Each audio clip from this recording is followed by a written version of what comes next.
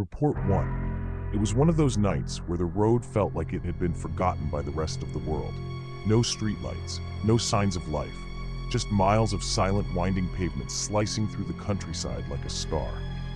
I was driving my usual shift, eyes heavy, playlist looping for the third time, when a new ride request popped up.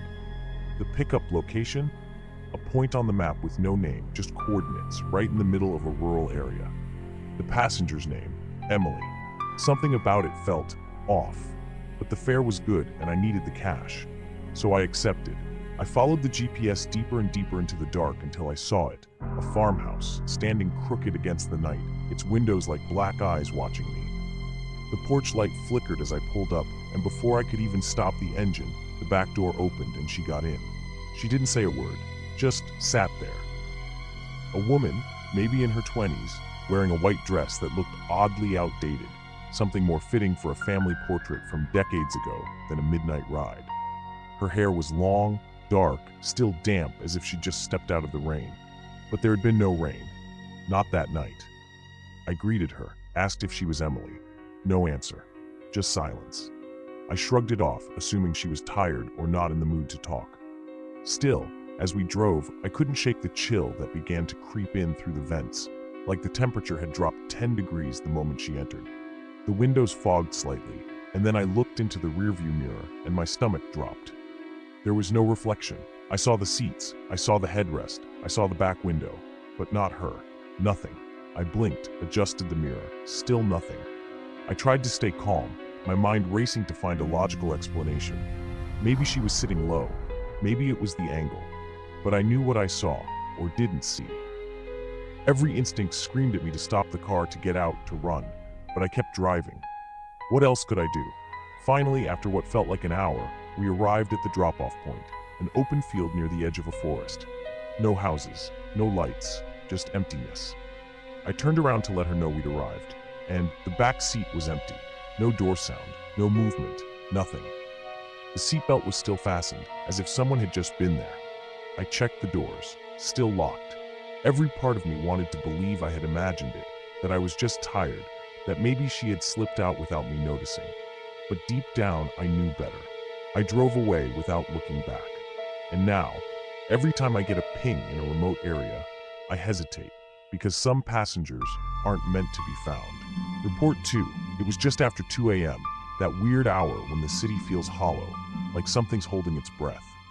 Most of the bars were closing, streets emptying, and I was just about to call it a night. That's when I got one last ride request.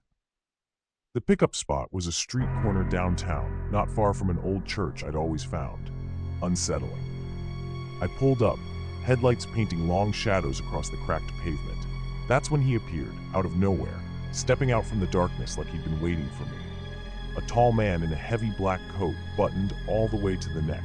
And that coat, it made no sense. It was humid, muggy, the kind of heat that sticks to your skin. But there he was, dressed like it was the middle of winter. He got in the back without saying a word. I greeted him. No answer. Just a low, drawn-out exhale like he was exhausted or angry. I started driving, following the route on the screen. A few blocks in, he finally spoke. And I swear, I almost missed the stoplight when I heard him. His voice was hoarse, like someone who hadn't spoken in days. "They're going to find the bones," he muttered. I glanced in the mirror, unsure if I heard him right. Before I could ask, he added, "Time doesn't forget. You can't run from it." That line, "you can't run from it," hit me hard. Not just what he said, but how he said it. Not like a warning, more like a statement of fact, cold. I tried to keep my eyes on the road, but I couldn't ignore the growing weight in the car. The air felt thick, heavy, like every breath took more effort. Then he told me to turn into an alley. No streetlights, just a narrow dead end framed by brick walls and dumpsters. I stopped at the far end, left the engine running. "We're here," I said, turning slightly in my seat. Nothing. I turned fully to face him. The seat was empty. My heart skipped. I hadn't heard the door open. I hadn't felt the car shift. The locks hadn't clicked. But he was gone. I scrambled out, checked around the alley, opened both back doors. Nothing. The air still smelled faintly of old fabric and cologne, like he had been there. I got back in the driver's seat, hands trembling, and checked the app. There was no trip, no name, no fare, nothing, like the ride never happened. Sometimes I wonder if I picked up a real person that night, or something pretending to be one. Whatever it was, it didn't belong here. And I don't take late-night rides near that church anymore. Not since the man in the black coat. Report 3. I picked her up near an abandoned hospital on the edge of town. She was standing alone under a broken streetlight, arms wrapped tightly around herself like she was cold, though the night was warm and still. Her skin was pale, almost translucent, and her voice was barely above a whisper when she asked, "Can you take me home?" She gave me an address about 20 minutes away. I nodded, trying to act normal, even though something about her didn't feel right. We pulled away from the curb in silence. She didn't check her phone, didn't speak, just stared out the window like she was watching something I couldn't see. A few minutes into the ride, I heard her start to cry. It wasn't loud, just soft, broken sobs like a memory slipping through her lips. I glanced at the mirror and asked gently, "Are you okay?" She didn't look at me. She just whispered, "I died near here." My hands tightened on the wheel. I tried to laugh it off, thinking she meant it metaphorically. But then she said it again. "Right on this road." I remember the sound, the cold, and how no one stopped. There was no anger in her voice, no sadness, just that hollow tone of someone telling the truth because there's nothing else left to say. The rest of the ride was silent, and every minute felt like it stretched longer than the last. When we arrived, the house was small, with a flickering porch light barely holding on. I turned to let her know we were there, but before I could speak, the front door burst open. An older woman ran out barefoot, eyes wild, scanning the car like she was searching for something she wasn't sure she wanted to find. "Did you see her?" she shouted. "My daughter. She died on this road 7 years ago. You saw her, didn't you?" I turned back, heart pounding, and the back seat was empty. No signs of anyone ever being there. The seat was undisturbed. No name on the app, no record of the ride. Just me, alone, gripping the wheel in complete silence. I couldn't say a word. I drove off without looking back. I haven't accepted a ride anywhere near that hospital since, and I don't think I ever will. Report 4. The night had been quiet, too quiet. It was one of those slow shifts where nothing out of the ordinary happens. I had just dropped off my last passenger and was heading home. Windows cracked to let the breeze in. The hum of the engine, the only sound breaking the stillness. No music, no calls, just the road stretching ahead under a sky that felt way too dark for a city night.